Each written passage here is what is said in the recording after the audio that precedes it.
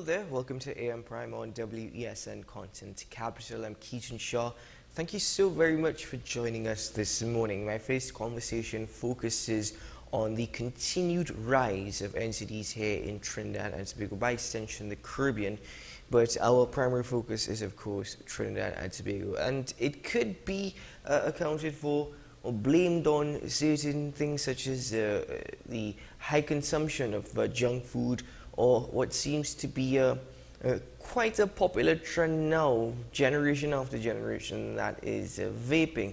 Now, this was discussed before Joint Select Committee on Social Services and Public Administration last week, and certain issues that members of the Cancer Society, the Diabetes Association and the Heart Foundation, they put forward, for example, alternative remedies that are actually burdening the public health system. So let's expand on that a bit this morning as I welcome President of the Diabetes Association Trans-Tobago, Dr. Andrew Danu. Dr. Danu, good morning. Welcome to AM Prime. Good morning, and thanks for having me. Well, thanks so much for joining us. This issue of self-proclaimed medical practitioners. Now, this have already interpreted it as doctors essentially saying individuals who specialize in bush medicine or bush remedies for that fact. Is this something that only recently has been seeing an increase in issues within the public health system? Because this has been around for years upon years upon years, but it's now an issue that is being raised by your association, other associations, as these remedies actually contributing to issues, not actually helping issues. Yeah. So it's not just bush medicine. So in years past, we've always known about bush medicine, and there's nothing wrong with bush medicine if it is that you take it in conjunction with your medicine, if it is that you take it in conjunction with consulting with your physician. Now, this is, of course, we refer to it as collectively as complementary and alternative medicines. If it is that you're using a complementary, meaning with your doctor, in consultation with your doctor, then that's fine. I mean, people use cinnamon every day, and they may use the Carive, and they may use all of these things that you've grown up with. And the issue that we are having is now, yes, you have the bush doctors that would tell you that they need to come to them and they're going to cure you, but there are also all these sorts of pseudoscientific methods and pseudoscientific persons who are popping up, calling themselves doctors, opening practices that look very medical, but really they have no business in practicing medicine, and we're seeing them more and more. And the thing is, there's a trend where these persons are coming from the United States, they're coming from other countries, and they're popping up here because they can't get away with the things that they get away with here. Mm-hmm. So there are some people who claim that they could diagnose you for every disease known to man by touching you with a probe, or putting a headphones on your ears, or taking a drop of your blood and putting it under a microscope. Those things, I mean, people see, and I'm calling it pseudoscience because they kind of mixing science with it, because people of course aren't sure and are thinking, oh, this is new technology, but there's really no science to back it up. Mm-hmm. So there are many aspects there. There's the treatment, which of course you go to them and then they diagnose you with something that only they know about, and then of course miraculously they have the pill to give you to cure it. Mm-hmm. So these are the types of things you can't get away with in the States. You'll get charged. And we advocating for really looking into this, getting these persons, getting this regulated first of all, getting legislation to guard against this. Not just people calling themselves doctors, but practicing, saying that they could cure, saying that they could treat when they don't have any medical basis to treat. So that's the issue that we're having, and persons are spending millions of dollars. And then the issue is that when they do go to these persons, they get sicker and sicker, and then eventually they show up to the public health system, and then it may be too late to treat them. So there are people thinking that they could get cured from diabetes and cancer and anything else known to man, and it's really not doing anything. So we really need to have some interventions. Mm-hmm, mm-hmm. Dr. Dadu, Who is responsible for actually having a crackdown on these medical practitioners or self-proclaimed medical practitioners? Because the Dental Association of Transvago also raised similar issues with dentists working at the out of salons, for example, who are not qualified at all. The Minister of Health, when contacted, said it's an issue for the Medical Board of Transvago to deal with. And the Medical Board says, no, we don't have such powers. So exactly who is responsible for a crackdown on these illegal practices? Well, that's the thing. It's not illegal because there's no law to say that somebody can't say that they could treat you for something. There's no law that says someone that can't. Because I mean, okay, here's what. No, I'm not a physician. I have a PhD. But my field is clinical biochemistry. I don't go around saying that I can cure. I can't treat anybody. I can't cure anybody. I can't give you medicine, and I can't do any of these things. But there are some people who do have doctorates from obscure universities that we've never heard about. And I mean, they could call themselves a doctor, but they're using it to coerce people and to trick people into thinking that they're medical. Now, on the other hand, there are persons who just slap doctor in front of their name. But it's not just that. It's about it's about all of these places that are opening up. And the thing is, it's been around for years, and I'm just seeing it more and more. And beyond that, of course, there are persons who are peddling supplements, which are meant to just be or termed as supplements, as in maybe omega-3 fatty acids or a vitamin supplement, and they may get it passed by Chemistry, Food and Drug as a supplement, but then they go on to television and they go on to the radio and they say, well, this could cure your diabetes, or this could cure another disease, and there's no regulation in the marketing. So really, it's about legislation. So I think we really need to get the law straight, and then of course after we get the law straight, rather, then we're able to enforce it. But there isn't anything that says or that speaks to this as yet. Well, Dr. Downer, thank you for correcting me on a law that does not exist. I appreciate you correcting me on that. But the other part of the problem is, and this is something that was also pointed out at the Joint Select Committee meeting, is the lengthy wait for treatment at public hospitals. Do you think that the issues associated with the public health system, and then for many who cannot get drugs at the dispensary within public health facilities, or cannot afford to purchase these drugs at drugstores or pharmacies across Trinidad and Tobago, do you think that that is why these alternative medicines have become more and more popular, because they seem to be cheaper and people are attracted to being more natural? Yeah. Well, so there are many reasons why they are more popular, and you are right, because of course they seem to be cheaper. They use the ploy that it's natural, and they use the ploy that they know it's non-invasive, and they use all different types of things. They like to use testimonials quite a lot. So they use people on TV and say, well, I was like this and I got cured and you could do it too. So often you'll see these types of ploys these people using. Now, in terms of the public health system, now we need to understand that our public health system is free.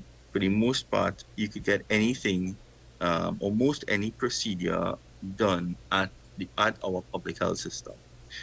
This is, of course, not like most other public health systems in the world where you might have to contribute something or pay through insurance or something like that. Of course, people will say, oh, we're paying health surcharge, but I mean, that's a few dollars every month.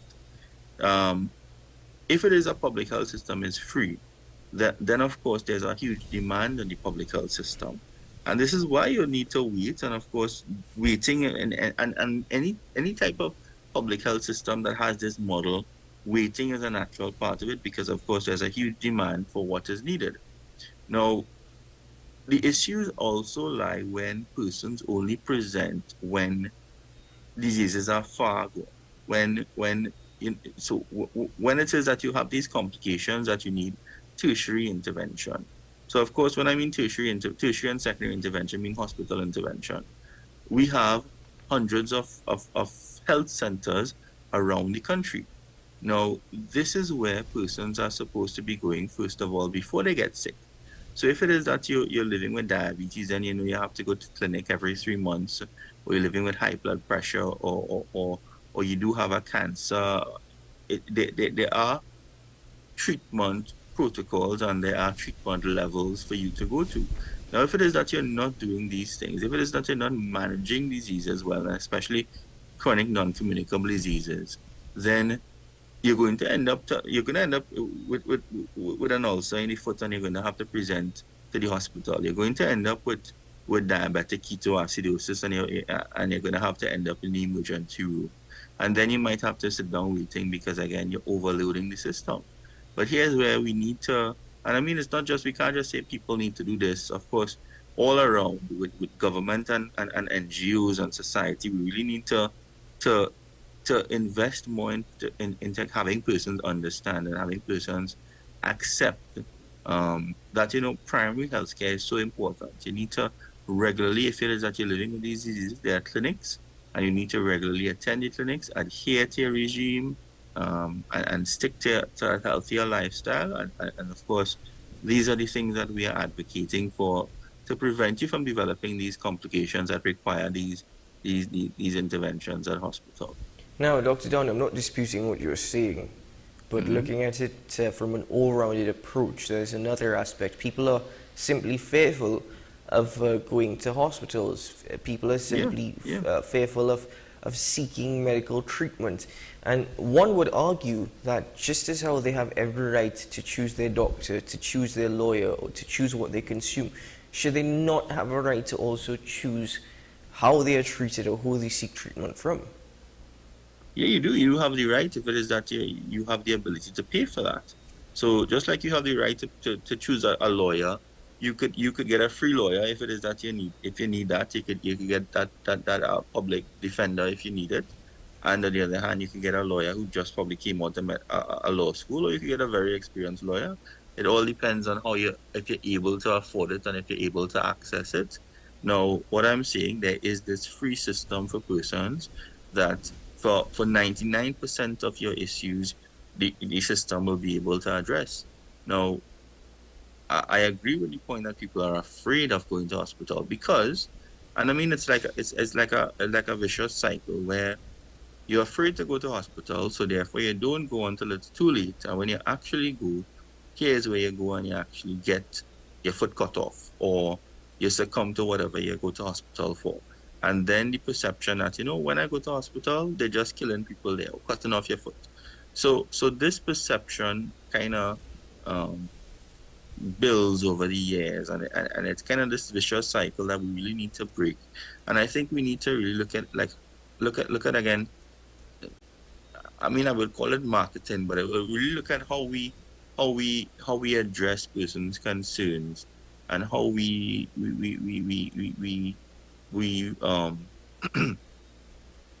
propose new strategies to get persons into, as I said, primary health care is so important, to get them into the health centers, to get them seeing physicians when they first need it, to perform early screening so that we can detect diseases early, so we can have these interventions that can be meaningful.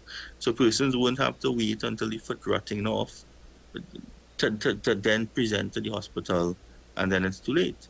So that's often what we're seeing, and that's often one of the huge reasons why persons have the perception that, well, they're really afraid to present to hospital. Mm-hmm.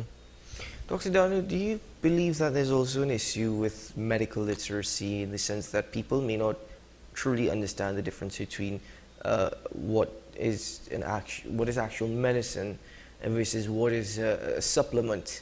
Do you think that is also an issue where people need to be more informed?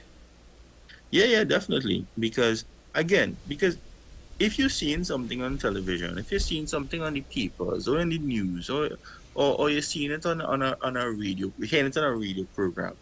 Now, most persons are going to, well, I mean, most persons can be able to discern whether or not these things are or make sense or not. But there are a vast majority of the population, elderly persons who, you know, they aren't too familiar with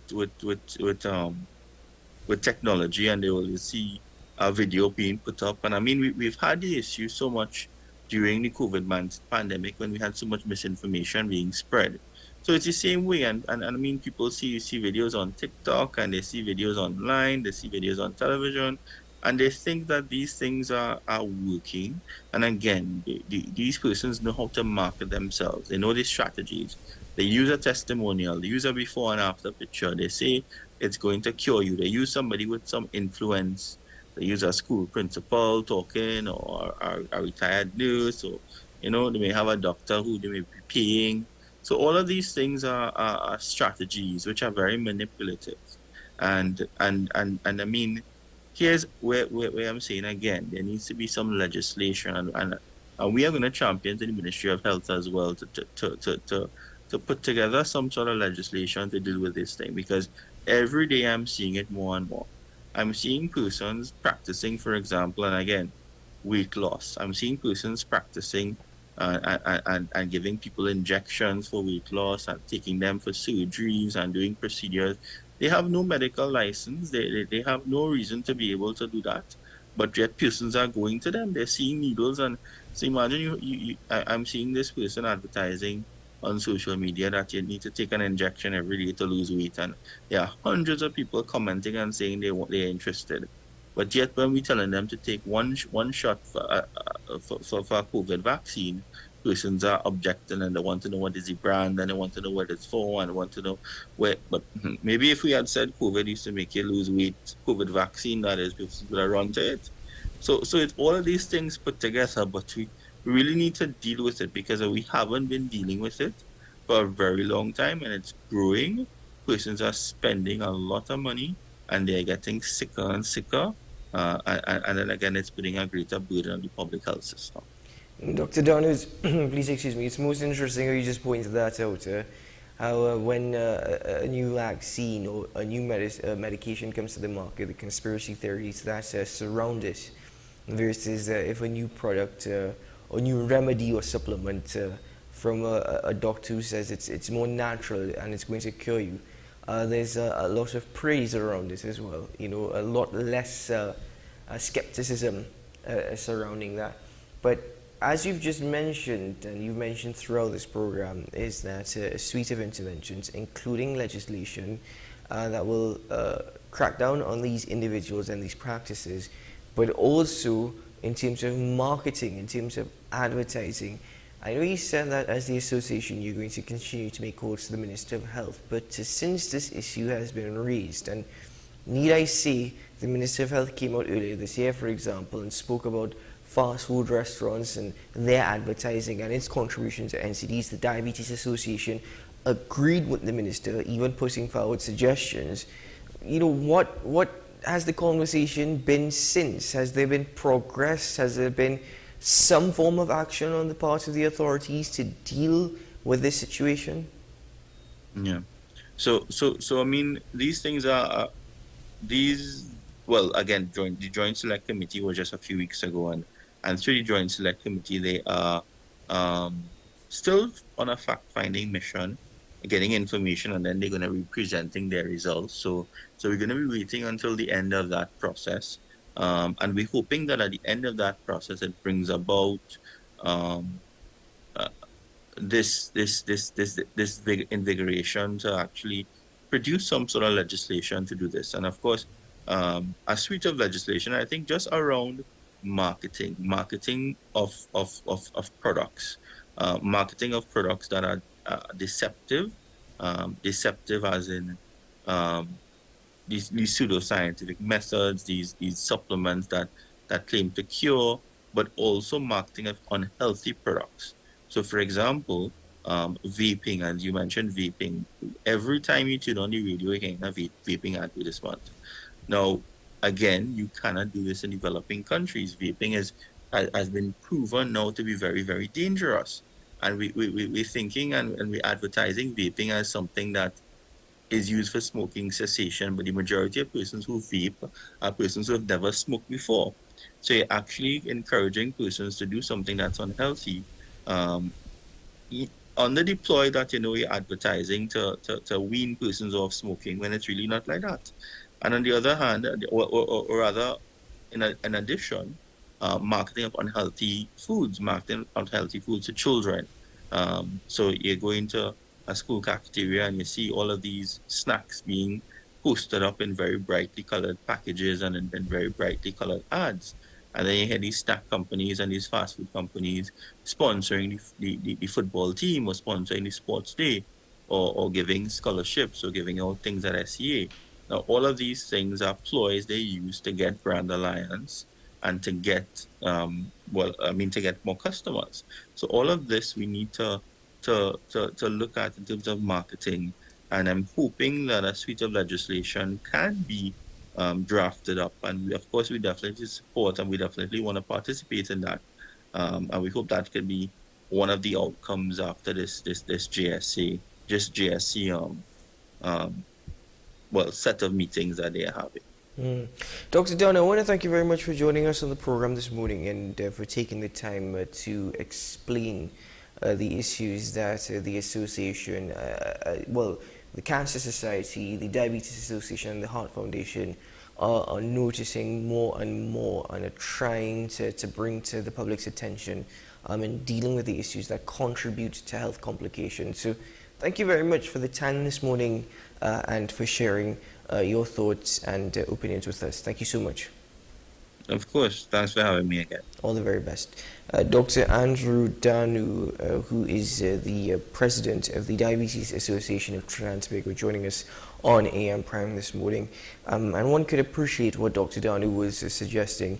You will say that education, you can educate yourself, go up online, look at these things, and there's absolutely nothing wrong with that. But when it comes to your healthcare and when it comes to your well-being, taking it seriously means that you should consult with a physician, somebody who's actually qualified, somebody who is very much educated on the human anatomy. And nothing is wrong with taking supplements. Nothing is wrong with taking pill remedies, as Dr. Danu mentioned, only if it's in conjunction with you seeking the necessary medical care that is required for whatever ailment you are facing. But there is an issue here as well in which legislation is definitely needed to crack down on such. Ladies and gentlemen, let's take a break here on AM Prime. We've got some bills to pay. We're going to do so now, and then we'll be back after this.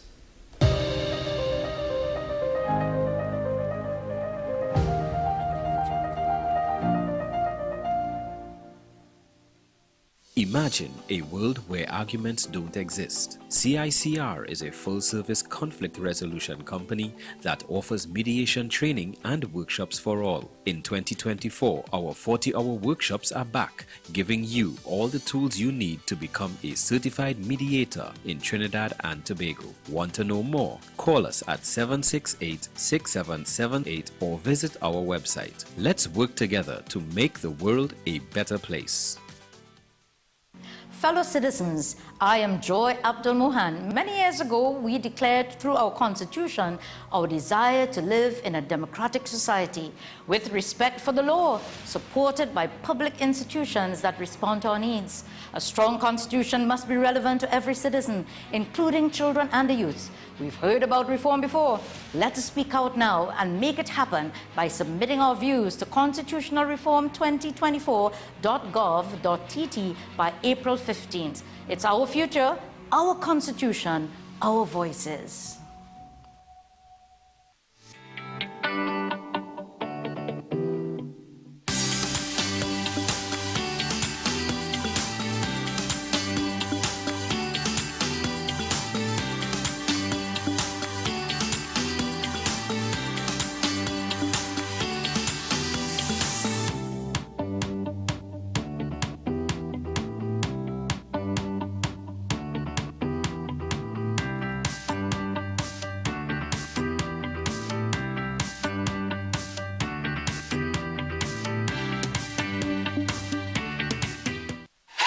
FanZone, your reliable, authentic supplier, has just gotten better. You can now visit our website www.fanzonett.com for your authentic wear and collectibles.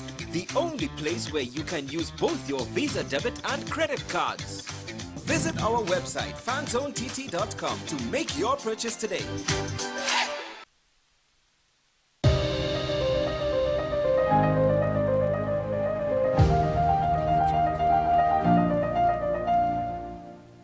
You know, just before the last break, I mentioned we have to pay some bills. And in paying bills, we're coming to that time of the month where it's a frenzy. You know, we're all looking forward to that sweet relief that is known as a payday. And then the day after is the sweet tears that you cry when you realize, oh my God, all these bills are coming my way. But then you have some money left over. What do you do with it? What can you do with it? Some might argue, well, I should save it for a rainy day, let it sit in a bank and garner interest. So others might suggest, well, you know, maybe I could invest in it. Well, there's one gentleman who believes there's a lot you can do if you have the right tools, and financial literacy is one of the most important. And let's have that discussion just this morning. As I welcome to the program Mr. Philip Williams. He's an investment manager at Fill the Gap, and he joins us virtually this morning. Hello, sir, and welcome to AM Prime. Good morning. Thanks so much for having me. Well, I appreciate that. Thanks so much for joining us this morning. I want to start by asking a bit more about yourself. So, as we get into this conversation, people have an idea of, you know, this is a gentleman who really knows what he's talking about. Sure, no problem. So, I'm Philip Williams. I've worked in the financial sector for just over 2 decades for an investment company. And a bit of my training really early as a management trainer. I had to do financial planning seminars, and that's how I really found out. You take for granted what you know. There are a lot of things that people need to know to help them find and fill the gaps with their financial knowledge. So my background is in finance, work for an investment company, but in my spare time, I do financial education. This is through Fill the Gap, so this is usually done on evenings and weekends. Mm-hmm. Well, Mr. Williams, I'm curious to know, you Fill the Gap, that name in itself takes me back to my introduction where I speak about financial literacy. Is there a divide, a gap between, you know, here in the Caribbean, Trinidad and Tobago in particular, between knowledge and what we're aware of, what we know, what we're taught, and what is required in terms of financial literacy? That's an excellent question. And yes, there is. So Fill the Gap, it's really just a play on, because I'm Philip, so Phil for short. And there are gaps in financial education. I think a lot of times people are not aware. They just ignore it because your relationship with money starts so early. It really starts as a child, and the things that you know or learn about money, you either get them from a parent or a guardian, a teacher. So if you don't get the right message or the right tools to put you on that path to make smart money decisions, you will have gaps. And the gaps that you can have is really understanding that the base of, you know, your financial journey starts with your personal income statement, your personal balance sheet. Just as a company has decisions to make, you have decisions to make about your personal finances, and that really starts with budgeting. That's just a different way of saying that you have to know what's coming into your wallet and what is going out, which can be challenging. You mentioned the month end. When that money comes in, you really want to where exactly that money is going, and you want to have control of directing where it goes. The other thing is finding that discipline or the ability to save, and saving with a purpose. So sometimes people may be saving and they don't know what they're saving for. Managing your debt, understanding how debt works, and how interest works and how that can impact you. That's another thing. Setting smart financial goals, and really just understanding that there are opportunities for you to invest. Investing might seem intimidating because it's only for the wealthy people, or only people who have a background in finance or economics has the ability to do that, and that's far from true. So those are some of the gaps that people have, and the base of, I Invest, which is a program, is to really help people fill those gaps. And I, probably should have started off by saying that, the Standard and Poor's, which is an independent rating agency that rates, the balance sheets of countries, if that's a better way, and companies, so that investors can make smart decisions, the same way that you would go to a bank and the bank is going to assess you before you get a loan.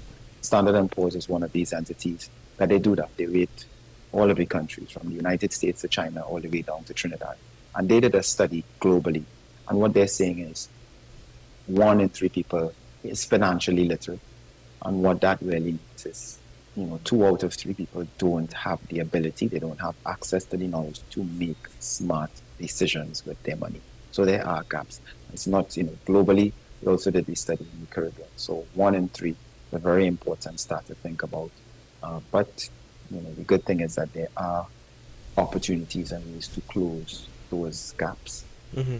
Well, Mr. Williams, you're saying there are opportunities, but at the same time, you've mentioned something of which everyone, inclusive of myself, at times have come to realize, and that is investing can be very much intimidating, and sometimes you are quite nervous to put your money where you are yourself aren't too sure. You want to make a change for yourself. You want to see some more dollars coming in. But, you always think twice about it, regardless of how much you're confident that this is going to work in your favor. That being said, what is your approach to educating the people who participate in this movement? Yes, so good question. So I Invest is a program. So it sounds, I know a lot of times people think you fast forward straight away, stocks and bonds, mutual funds, which is exciting. And those are the basic, traditional investment assets. So that usually starting off in the I Invest program is really, it's an investment in yourself, because before you start investing, you have to ensure that you have the base. So sometimes a financial professional or an advisor, I think someone who rushes someone to get into a financial product that may not be in their best interest or best suited for the goal that they have, whether it's long-term, medium, or short-term, that presents it presents challenges for the individual going down the road. So I Invest starts with really looking at where you are, the base of where you are. Are you saving? Do you have money set aside for an emergency? And if you don't have money set aside for an emergency, then it may not be the best time for you to start investing. That may be disappointing news, but there is, you would get there in time. Mm-hmm. And I always encourage the fastest way, people want to get rich quickly, and that's a normal thing. Investing is not about getting rich overnight and doubling your money. There are a lot of scams out there, which will lure people in. It plays on your emotions. So investing, it is a disciplined approach, and with steady, once you are making contributions over time, steadily, you will get to where you want to go. And to the point of, having that apprehension or just being nervous, that is understandable, quite rightly so, because, what if I lose my money? I'm not sure about this. That's why it's important to have the right investment team. And building the right investment team starts with you having, building your knowledge. Also starts with getting the appropriate advice from, whether it's a financial advisor, an investment advisor, or the I Invest program, which is really built to take someone who is, a newbie to investing or personal finance, all the way up to, okay, maybe, actually where you are ready. You do have savings, you don't have credit card debt, you just don't know where to position yourself, what types of investments to get. The I Invest program is designed to meet you exactly where you are. So in terms of being nervous, I will say be nervous about not making the decision to invest, because there's a lot of risk in not taking risk. So if you play it ultra conservative and say, you know what, so let's say you have the discipline of saving, and that's great. But usually with saving, a savings vehicle, it's usually designed for a short-term goal. So what about the long-term goals that you have, or medium-term goal that is going to require you to put that into assets that's going to give you that long-term goal? So, that's what you have to think about when you are concerned about not investing. You think about what your future self and what you are actually giving up, on the table, the opportunity to get capital appreciation and get that growth over time. And those things, the things that I'm mentioning, not to make it sound confusing, capital appreciation is really investing in an asset, let's say a stock or a mutual fund, which is a basket of stocks, or bonds, which is just a fancy way for describing a loan. Those are the traditional assets. So there are financial products that are packaged for you, where a money manager can manage your money on your behalf. That's the benefit you get as a newbie investor. You have a professional money manager that is taking this, this pool of assets, that's what a mutual fund is, and investing it on your behalf. They're basically doing the heavy lifting, and they have the requisite qualifications because they're working for a reputable company. So there's reputational risk for not having the right professionals involved in investing. So rest assured, people who work in the industry are licensed. That's what you want to know. You want to know the person has the qualifications, they have the background, and that should settle you a bit. I'm not saying that all of the nerves will just dissipate, but you certainly want to have the right investment team, the right people on your team to ensure that they're making smart decisions for you. And the first person, as you said, on that team always has to be you. Yes. But I want to know more about this iInvest program, and I've been told that there are 5 pillars of the iInvest program. Could you please elaborate on that? Sure, and I touched on it earlier. So the 5 pillars, that's like the base of creating your money journey, right? So the 5 pillars, think of the hopes, the dreams, the aspirations that you have. You can't just wing it.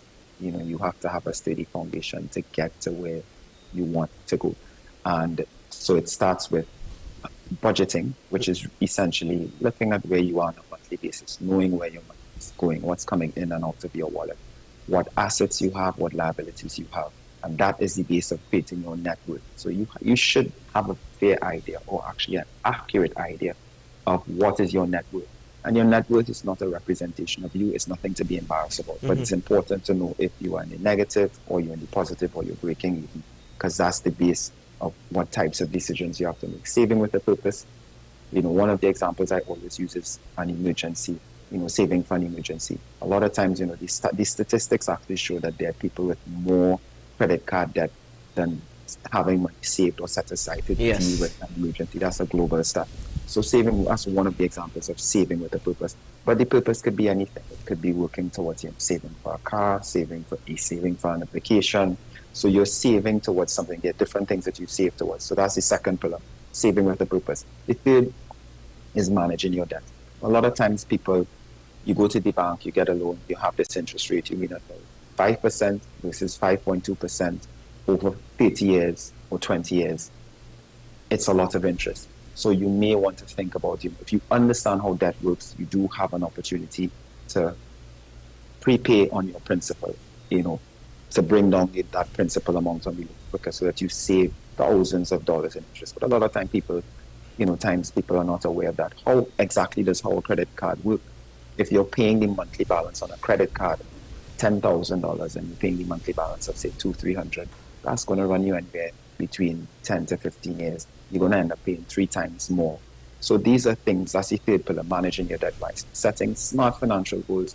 There's a way to set, goals, and you have to put pen to paper if it's really meaningful to you. So smart meaning it is specific, it's measurable, it's attainable, it's realistic, and it's time bound. So a good example of that would be, somebody might say, I want to save more money in 2024, and that's a great goal. But being specific is saying, I want to save $1,000 every month. So by the end of 2024, I'll have $1,200, and I'm going to use this money. So by December 31st, you have to be specific. It has to be something that's reasonable. You can't say I'm going to save $1 million or $1 billion in 1 year. So setting smart financial goals. And certainly the fifth pillar is investing to create wealth. So those are the 5 pillars that the iInvest program is based on a lot of the conversation at, Fill the Gap on the various social media channels or platforms, I should say, really center on that. So I understand the impact that Fill the Gap wants to make. I understand why Fill the Gap exists and exactly what its purpose is. But what I'm curious to know is, what is the extent, how would you measure Fill the Gap success? What is your personal goal in terms of financial literacy for Trans-America and by extension the Caribbean?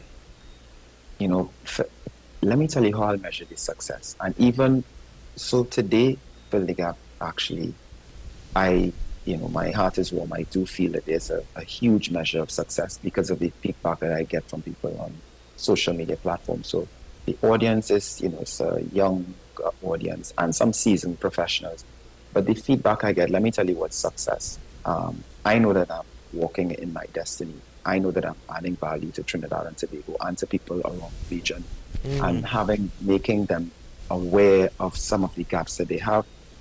When I get the comments, Phil, I appreciate what you do. Keep doing what you do. This post was so meaningful to me. I do understand what you mean. How can I pay down my debt? How can I start investing? To me, that is successful. So Fill the Gap, making that type of impact on not just Trinidad and Tobago, but the region, that is my definition of success, because that brings a huge amount of joy. Certainly, of course, I know a lot of times people will measure success while, you have a program. The program is for sale. I Invest is, because I've done this for many years, and I still will continue to do, giving out the free advice on my platforms. But success for me is not about how many sales I get. The success for me is really seeing a movement and people feeling empowered that, listen, I do have what it takes. I have the confidence and the ability to take charge of my financial destiny, and my money master plan works for me. That would be success for Fill the Gap.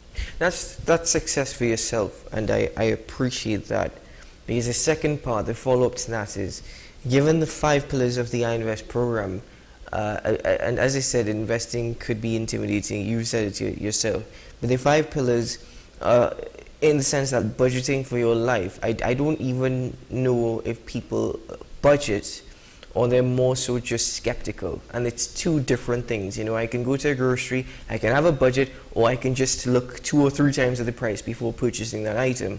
Saving with a purpose while managing your debt. And you're absolutely right. A lot of people will tell you, my credit card bill is due, I don't know if I can pay it. Credit card debt is a huge thing, but managing your debt overall while setting smart financial goals to create wealth. People who participate in this, what do you want them to see for themselves? What do you want them to measure their success as? Because I get where you're measuring your success, but the end goal for them. Yeah. So the end goal for someone is really them, as I said, feeling confident about, okay, I am doing better or making the right decisions. So a lot of times people think, the relationship they have with money and where they feel they are at on their personal finance journey, they may be looking at someone else. Success for someone is really pinning down what they want for themselves. So you mentioned budgeting for your life, not for someone else's life, because people have different financial situations.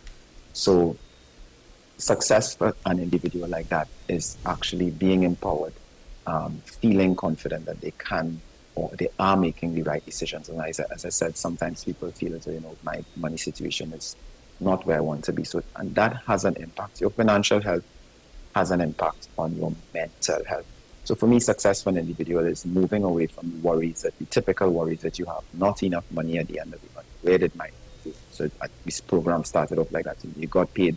Where's my middle or the ending of the month? Knowing exactly where your money is going. Seeing yourself working towards a goal. So it does require some sacrifice, which really a sacrifice, the way to look at that is making a positive decision for your future self, so that you're not really stealing from your future self. So when you look back, you can be very grateful. Success is having the confidence that I know when I go to speak to the loan officer, I'm confident that I have the information to ask the right questions and position myself, and even along whatever debt instrument or whatever loan I take. That is success for an individual, having knowledge to empower and feeling confident in whatever that individual or your money master plan is. I think that is success, because you're not going to have the typical money worries that people have. And it's not some people think, well, listen, I hear it all the time, I'm going to wait until I get a raise to save, or I do not have enough money to save.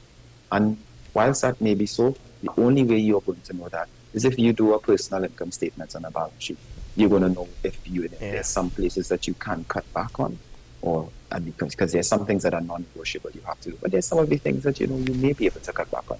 Again, those are personal decisions, but certainly that is success for an individual. That is somebody feeling confident along their journey and seeing themselves progressing towards the big goals that they, the hopes, the dreams, and the aspirations that they have. Mr. Williams, we can't give it all away this morning, so as we conclude this conversation, where can people get more information or even get in contact with you? Certainly at Fill the Gap, so that's PHILTHEGAP, fillthegap.co. So that's the website. Also on Instagram, Fill the Gap TT, so it's PHILTHEGAP. Or we're on, it's at the bottom of the screen there, Facebook, Instagram, on LinkedIn. So all of the programs, but to get information on specifically on the I Invest program and how you can access it, it's on the website www.fillthegap.co. So that's not .com, it's .co. And all of the information is there in terms of how you can access Fill the Gap team and the I Invest program. Certainly. Well, Mr. Williams Jones, thank you very much this morning for joining us on the program and sharing this information with us. And it really is a program that does justice to a critical issue that many are facing and experiencing. And I'm glad that you were also able to touch on that perspective of I get and I understand that this could be something that may be daunting to you. But in order for you to see some level of success, I'm going to give you all the tools that are necessary to get over that hurdle. So thank you so much, sir, for joining us on Air Brand this morning. And thank you so much for having me. Have a wonderful day. You too, sir. All the best. Thank you. Ladies and gentlemen, well, I think we now have a better understanding of how we should go about paying our bills. So we'll be right back after this.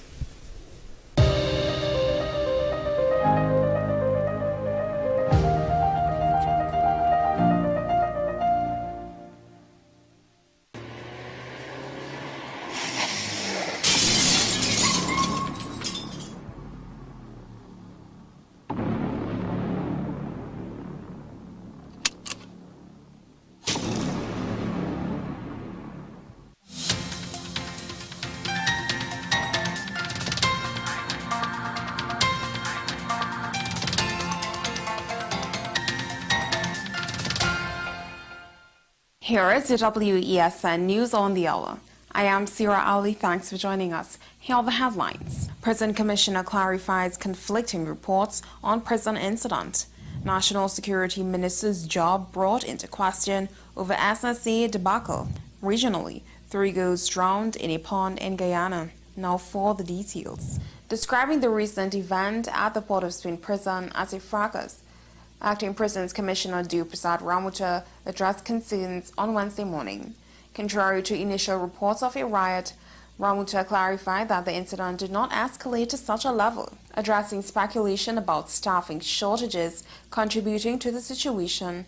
Ramuta dismissed such claims, stating that, according to his information, the incident stemmed from one agitated inmate who was promptly returned to their cell. Expressing his apprehension regarding the safety of all officers, Ramuta acknowledged the inherent risks associated with their duties, noting that assaults on officers by prisoners are unfortunately not uncommon occurrences within the high-risk environment of the prison. Minister of National Security Fitzgerald Hines' position has become into question again, this time over the recent SSQA debacle. During the post-cabinet media briefing, Minister Hines' role and responsibility was questioned by a reporter as to what he intends to do about the investigations into the SSE. Meanwhile, Dr. Rowley defended Minister Hines, saying that the minister reports to him and that he's involved and is aware of the matter. You can target the minister if you wish to. The minister reports to me, the minister works with me. I don't have another minister in Tobago, I don't have one in Grenada, Everything I tell you here, the Minister of National Security is involved in it. I don't go to the Minister of Energy or the Minister of Health for that. I deal with these through the Minister of National Security. And I'm not going to be led down any part by you talking about the minister. I have 22 ministers working with me.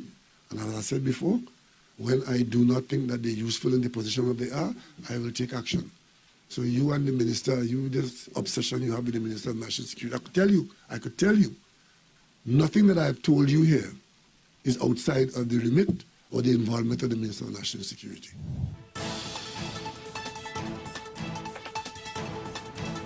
In regional news, the pond in Masara village, Region 9, where 3 girls drowned on Tuesday, was dug several years ago in 2015 to assist residents during the dry season. To show off Masara village, Lenny Moses told the newsroom on Wednesday that the pond also attracted residents, including children, particularly during their leisure time, whether it is for fishing, gardening, or a swim. On Tuesday, the 3 girls, Nia Jeffries, 6, Michelle Jeffries, 5, and Alicia Doric, 9, ventured to the razor grass pond to swim.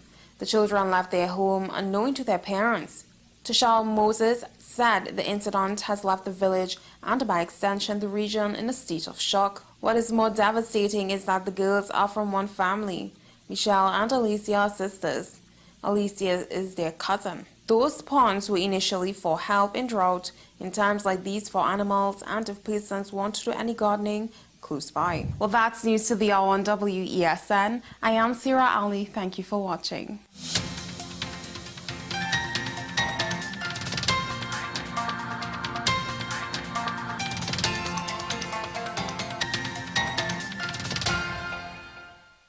Imagine a world where arguments don't exist. CICR is a full-service conflict resolution company that offers mediation training and workshops for all. In 2024, our 40-hour workshops are back, giving you all the tools you need to become a certified mediator in Trinidad and Tobago. Want to know more? Call us at 768-6778 or visit our website. Let's work together to make the world a better place.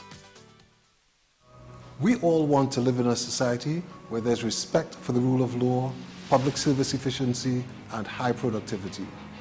We each have a responsibility to help shape our Constitution, which is the supreme law of the land, supporting good governance.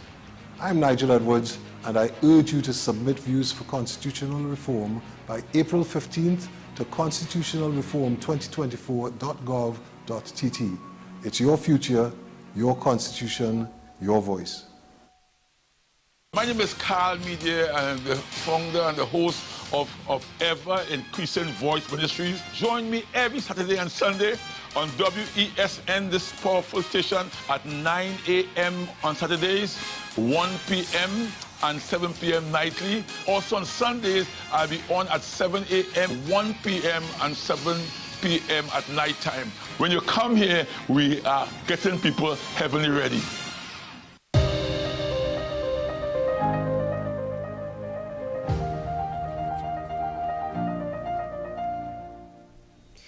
Welcome back to AM Prime, ladies and gentlemen. Again, thank you for being with us this morning as we get into our final conversation. I'm joined by Senator the Honourable Alison West, the Minister of Public Administration. Good morning, Honourable Minister, and welcome to the programme. How are you? I am doing well. Thank you for joining us. How are you doing? Well, Minister, you've expressed within Parliament your dissatisfaction with the levels of productivity within the public service. But are there any specific instances or areas of which has caused this level of dissatisfaction?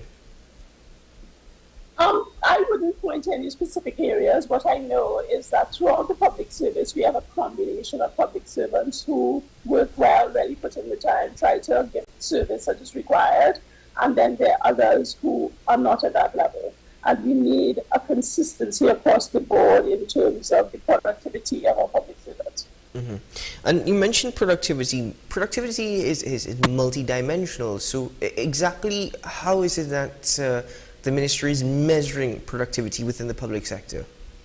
As I indicated in the Senate when I responded to the question that was raised, we don't currently have an internal measure for productivity. So what we do are using indices, the global indices that are provided by the people that measure productivity in Trinidad and Tobago. And we also observe, we have reports on various things that indicate that things are not working the way they should. So at the moment, we don't have a scientific internal approach to measuring productivity. We are working on that, putting that together between the Productivity Council and the Strategic Human Management Council. We are putting things in place to measure that, but in the meantime, we are also putting things in place to improve the level of productivity that we observe and we have information on in respect of how it is proceeding and the impact it's having on delivery of services to the citizens. Since its inception last October, the National Productivity Council, what has it been able to achieve, bearing in mind that it's only been 5 months? It has only been 5 months. So we have looked at a few things. We have looked at process reengineering, the HR functions within the public service in terms of how it operates throughout the various ministries, divisions and agencies, in terms of how those processes operate in the office of the Personnel Department and in the office of the Service Commission. So that started looking at the processes, how they operate, and how to make them more efficient. For example, the Service Commission is responsible for disciplining all public servants.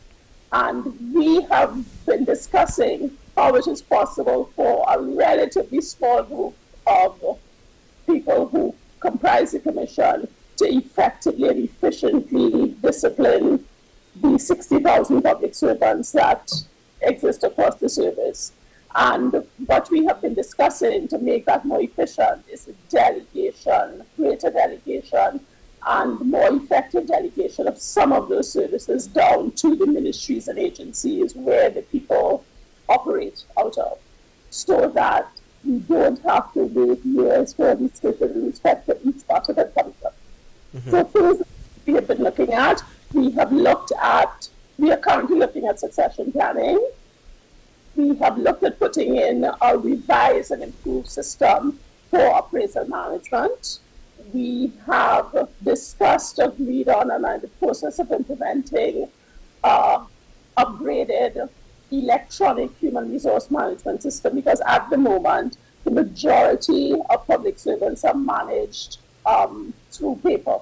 And it's near impossible to effectively manage 60,000 people on a paper-based system. So we are upgrading and rolling out an electronic human resource management system. So those are the kinds of things that the Strategic Human Resource Council are looking at to make HR management in the service more effective and efficient. So, Honourable Minister, I understand that these things take time. I know that discussions have to happen, and it also costs money. It doesn't just happen overnight. I understand that. In terms of implementation and action, how long do you suppose this is going to take to be fully on stream?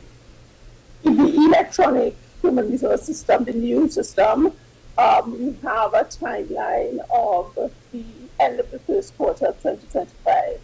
So the first module that we are seeking to implement has to do with receiving, which is an add-on module to the Human Resource Management Program, is a module that allows the citizens to report into the system their experiences with dealing with the public service, what services they've had challenges with, what challenges they've had, so that we can reach out to the ministry or agency that's providing that service and say, this is a challenge we understand you're having, how can we improve it? So the plan is to have a monitoring unit looking at how the ministries are delivering their services, whether there's need for improvement, and to assist them in improving that. So that's the first module.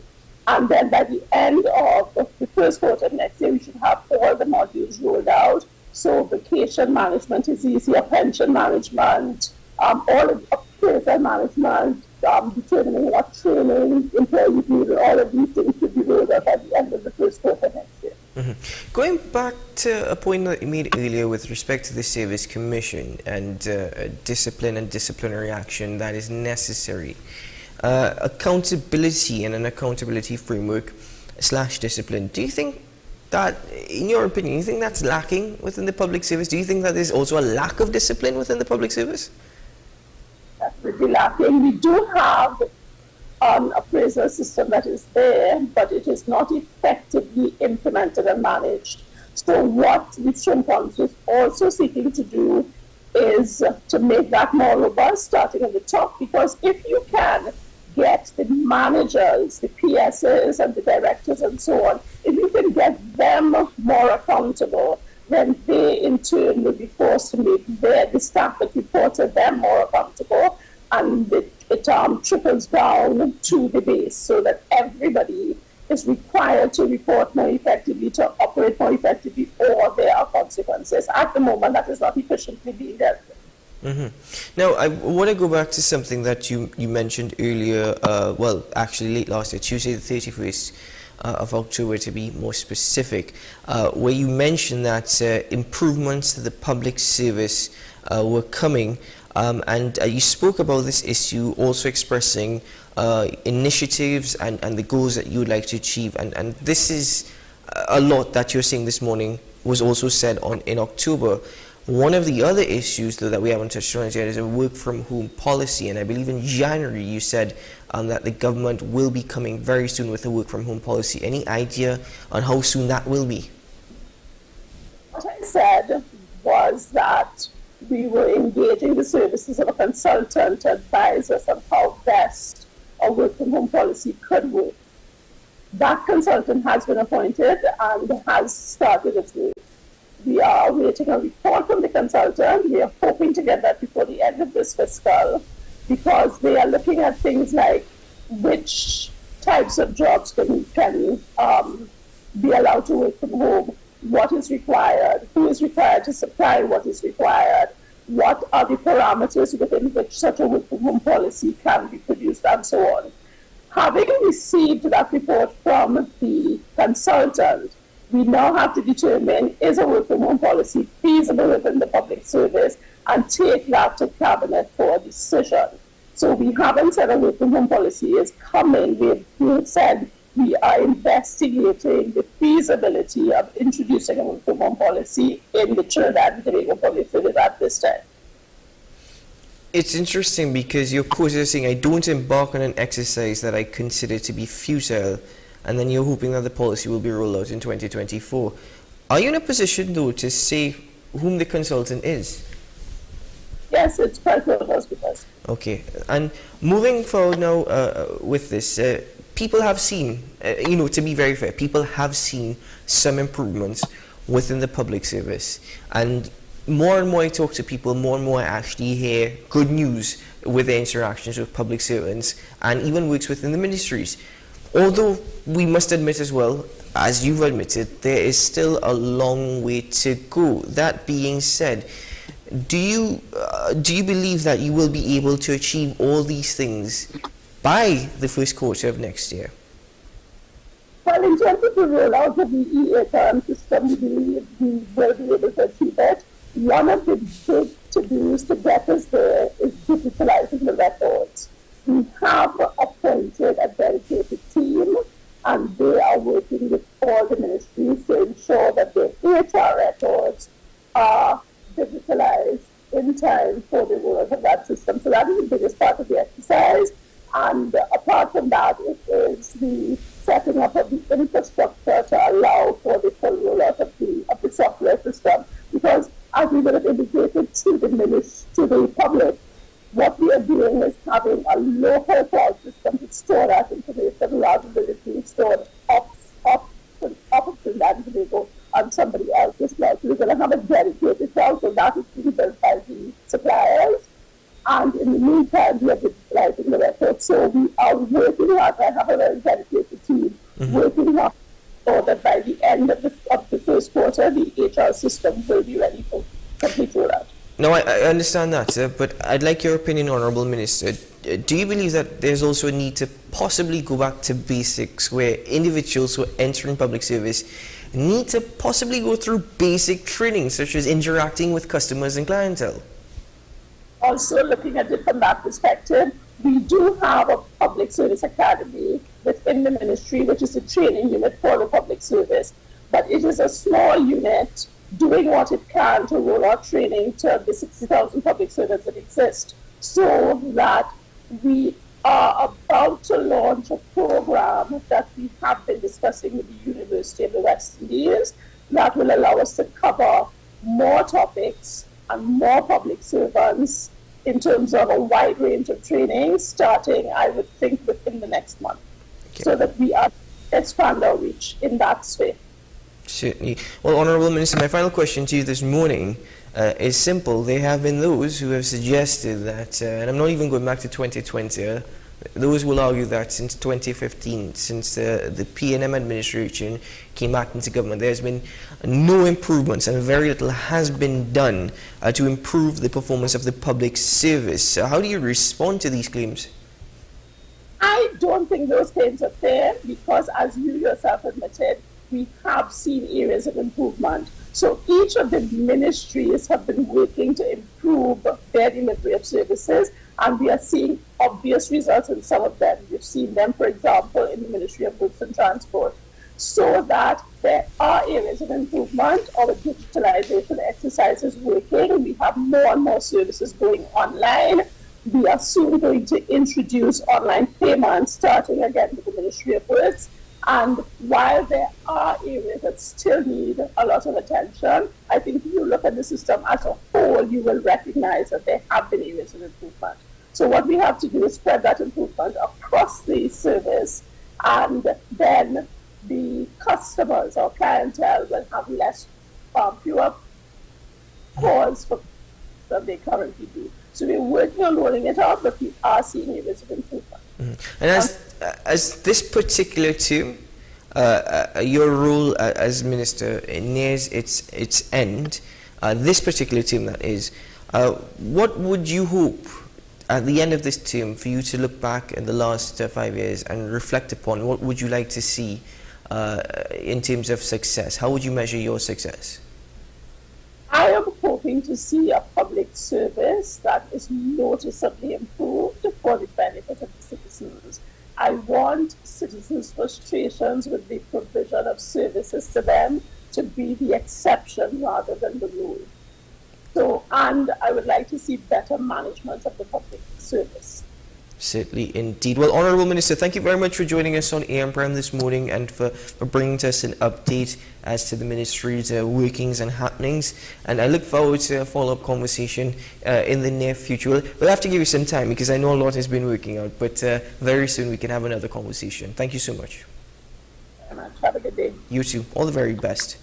Senator the Honourable Alison West, Minister of Public Administration, joining us on AM Prime this morning. Now, as I mentioned throughout the conversation, and the Minister acknowledged it, a lot has been done within the public service in terms of the improvement and efficiency of services. One such even falls under basic things such as actually renewing your license. There have been a lot of improvements in that regard. But the Minister has also acknowledged, and she herself has said, that she's not satisfied with the productivity levels within the public sector, but in recognizing that she is putting things in place to ensure that these are remedied. As it relates to work from home policy, which many of you all have spoken about on another platform, and we've debated it on another platform as well. The Minister has stated that they are waiting on that report from the consultant, that is PricewaterhouseCoopers, with respect to the feasibility of such. So, ladies and gentlemen, that is where we stand currently. But as I concluded that conversation with the Minister, I said we look forward to future updates. Very soon we hope to hear further improvements to the public service. Let's take a quick break here on AM Prime. We'll return shortly to the program, ladies and gentlemen. We'll be right back.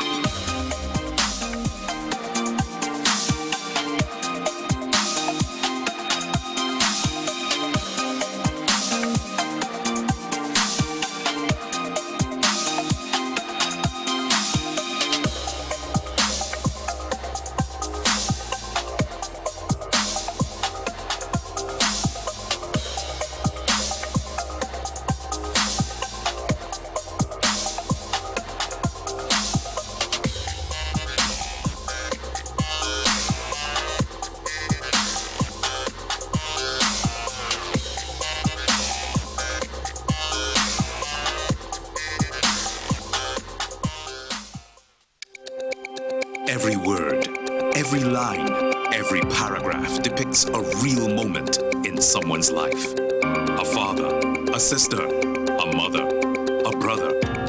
We at Newsday are dedicated to you, the people, and through independent, unwavering journalism, strive to always bring your stories to life.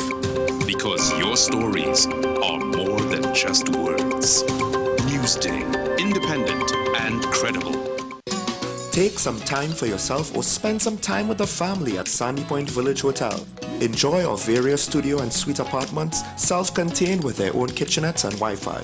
We also have our famous 100-foot swimming pool and our beachfront restaurant, The Steak and Lobster Grill. And our location in Crown Point puts us near the center of activity from the nylon pool to the local nightlife. Call us and make your reservations at 639-8533, 389-2378 or email us at sandypointvillagehotel@gmail.com.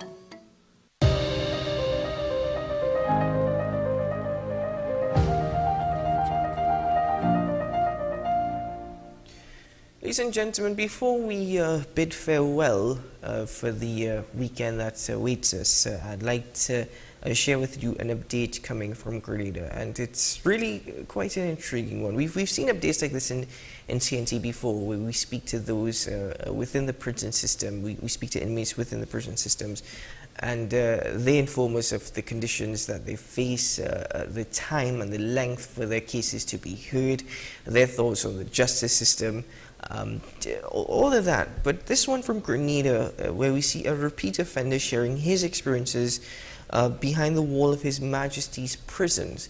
Let's take a look at this one. Presently, I'm standing on entrance to Grenada's lone adult penal institution, the Richmond Hill Prison, branded His Majesty's Prison.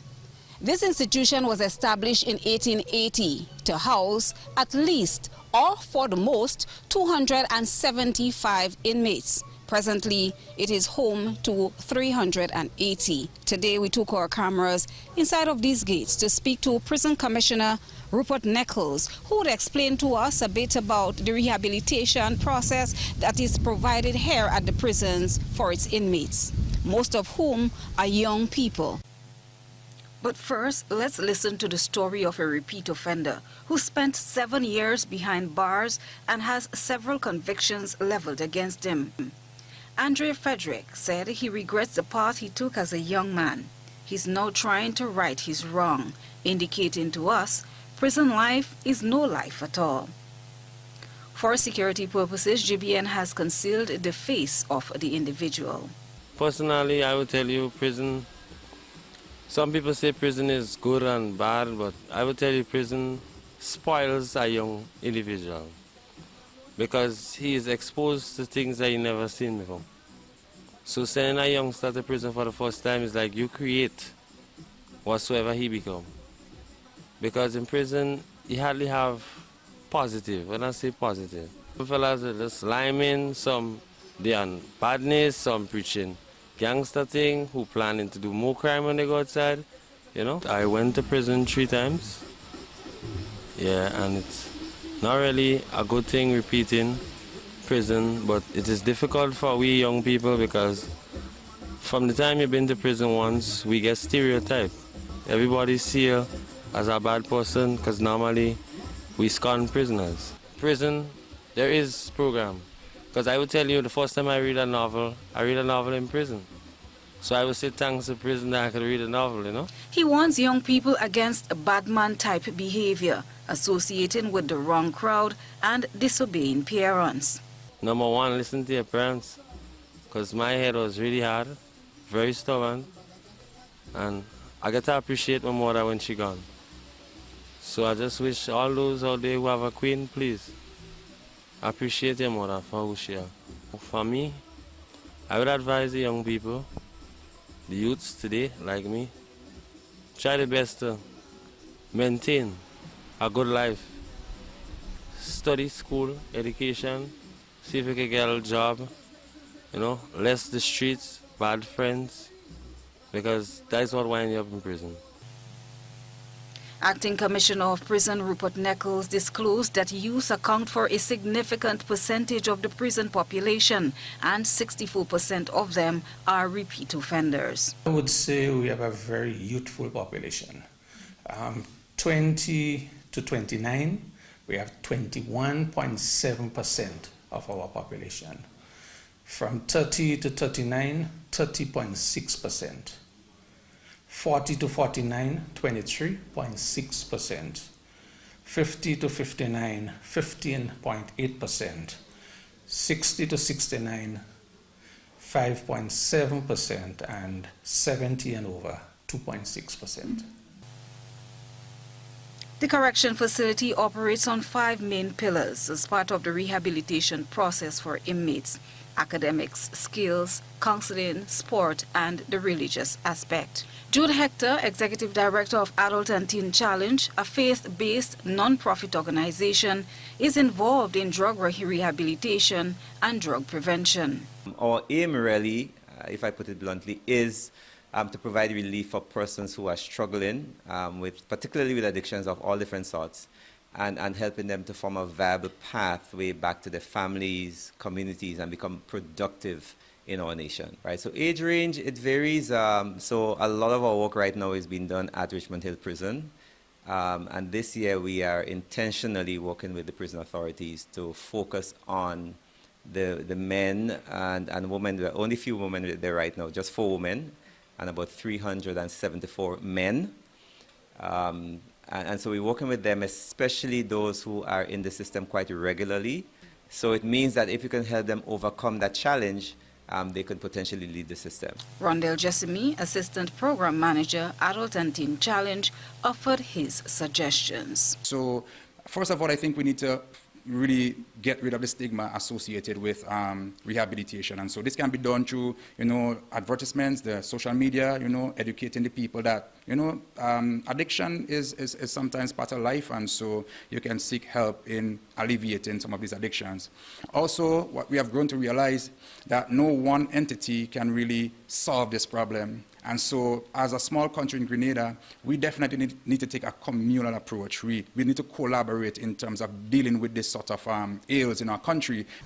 Although the prison system, the churches, and organizations such as Adult and Teen Challenge are doing their part in the rehabilitation process, it requires an all-of-society input. Ladies and gentlemen, that is where we conclude AM Prime this morning, and we thank GBN for that update from Grenada, sharing with us the story of one repeat offender who is an inmate at His Majesty's Prison.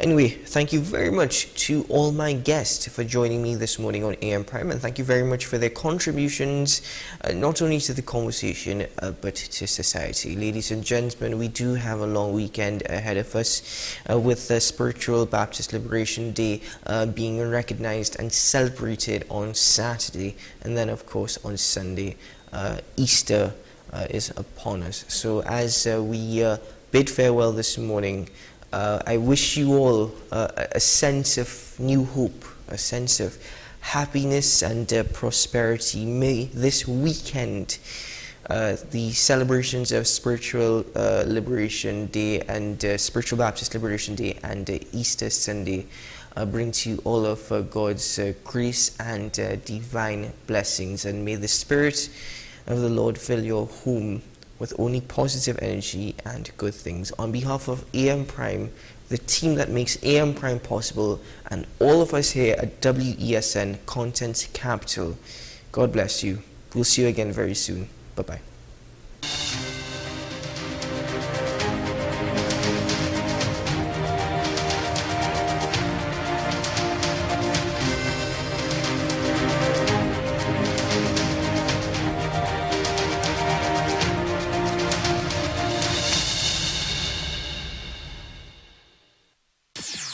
WESN.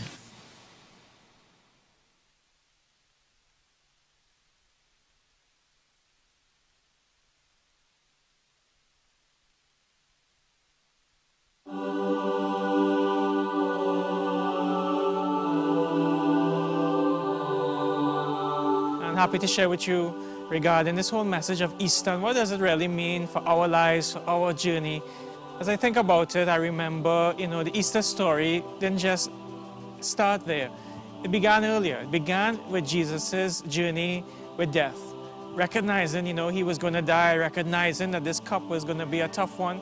And so in the garden, he spoke to his Father and he said, Father, if it be your will, let this cup pass from me, but not my will, your will be done. And as I always think about that, it consoles me because it shows me that, even in our lives, when we struggle with whatever is before us, when we feel like we can't make it, when we feel like we're not going to get through it, Jesus was there too. And so he was stepped into our shoes in the garden, understanding that he was going to struggle, understanding that he was going to suffer, but surrendering to God's plan in the midst of it. And for me, I guess that's the first thing I just take out of his journey, that yes, he preferred not to die. Yes, he preferred not to suffer, but he trusted that the Father's plan was the best thing for his life. And that is, I think, a lesson for all of us in life, that even when suffering comes, that God can write a great good out of our story of suffering. We all have our Good Fridays. We all have our God moments where we struggle, where we die, where we lose. All of us, we've lost loved ones, we have lost health, we have lost jobs. We've lost so many things in these last few years, and we have had our Good Friday. And so Jesus understood that when he went on to the cross. He took on all of our Good Fridays to his Good Friday. And so anytime we feel lost, anytime we feel pain, anytime we feel abandonment, we're feeling Good Friday. But the good news is that Good Friday is never the end. Good Friday is just one stop on the journey that ends with